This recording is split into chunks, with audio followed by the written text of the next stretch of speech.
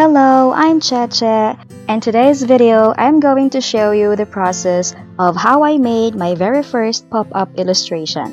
Come and join me on my pop-up illustration journey. This is the sketch of the pop-up illustration that I am going to make. Then I printed it out, so here it is. This is just the background. I printed it on sticker in A4 size, which is also a perfect size of the spread of the book. Since there's a fold in the middle, I need to cut it in half, so I just have to stick them easily on both pages.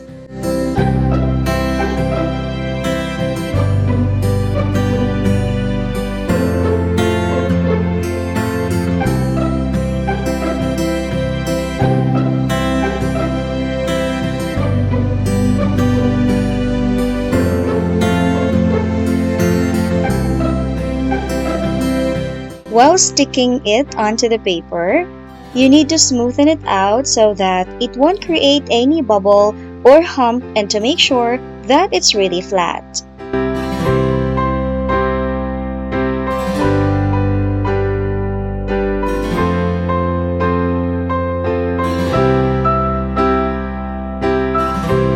For the half of the page, you need to make sure that it perfectly fits with the other, so to create a continuous pattern when you open the spread.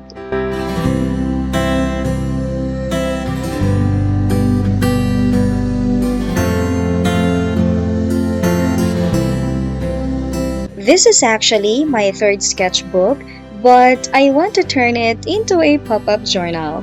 Why not? I think that would be fun. And also, I want to design it by myself. Now we are finished placing the background, so let's cut the elements that we're going to use for pop-up designs.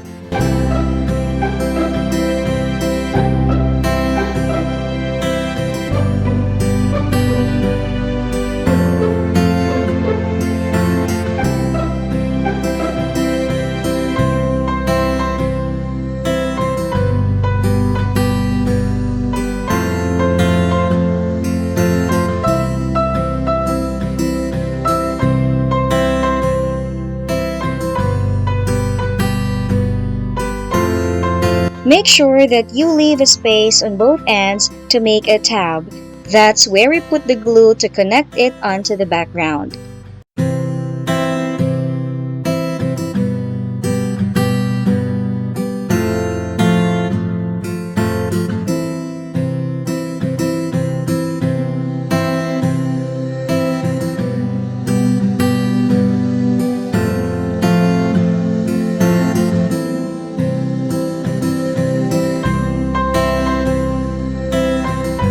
As you can see, I have drawn the spot full of honey with the same background so that it will just blend easily onto the spread. Now let's create another crease on the next side which aligned with the body of the tree, since we want it to blend onto the background.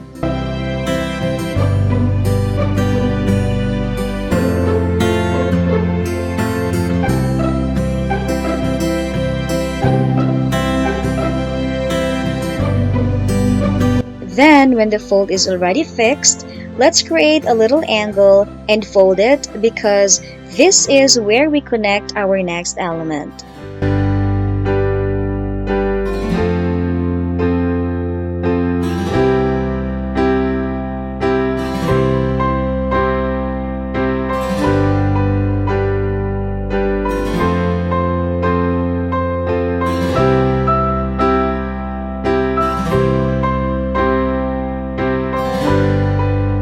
And fold it backward, flatten it to fix itself permanently in that way.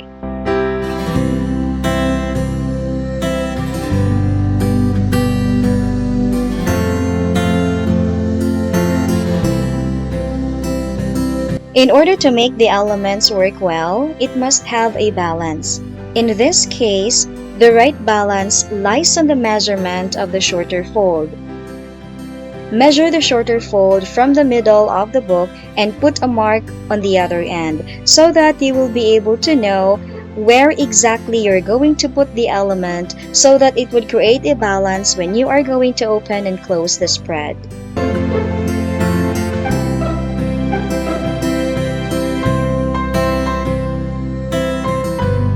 When you place the pop-up elements, you have to try them several times before placing them permanently onto the paper, just to see if they work really well. Sometimes you make many mistakes, but I think that's okay. That is totally normal.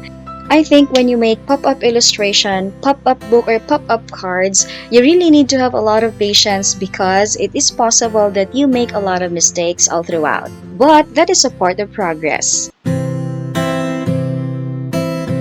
You see, this triangular fold right here will be the one that creates a pop-up effect. You will see that later.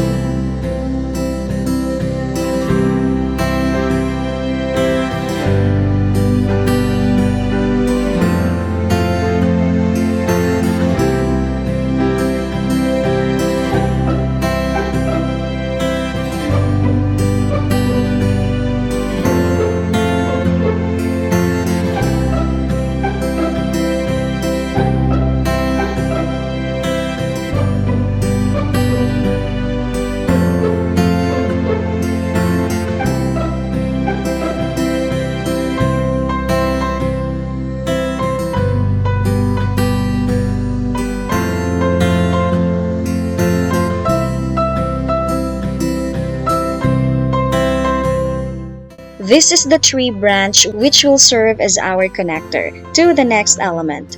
It's important to plan first if you want your element to blend onto the background or not. In this case, I want it to blend into the tree so that it won't be so awkward to see this thing right here in front because it has the same color.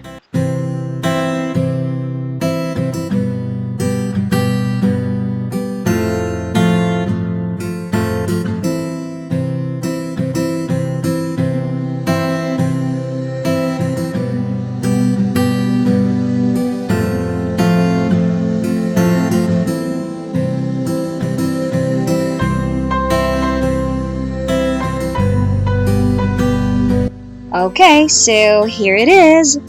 As you can see, it's a bee pouring some sweet honey on the overflowing pot.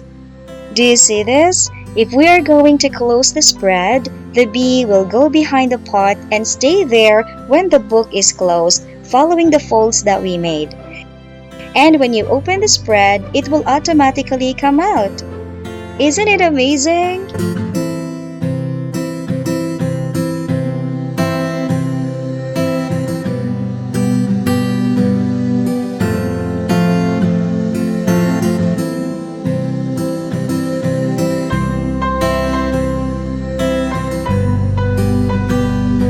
Well, that is pop-up illustration.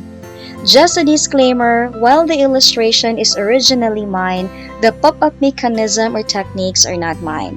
It's a combination of knowledge that I have acquired from the course that I enrolled about fundamentals of pop-up illustration and also from the tutorials on YouTube like the pop-up channel.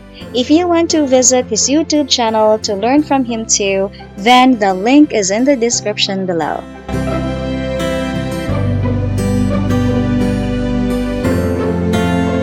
See you in the next video. Thank you for watching. Bye bye.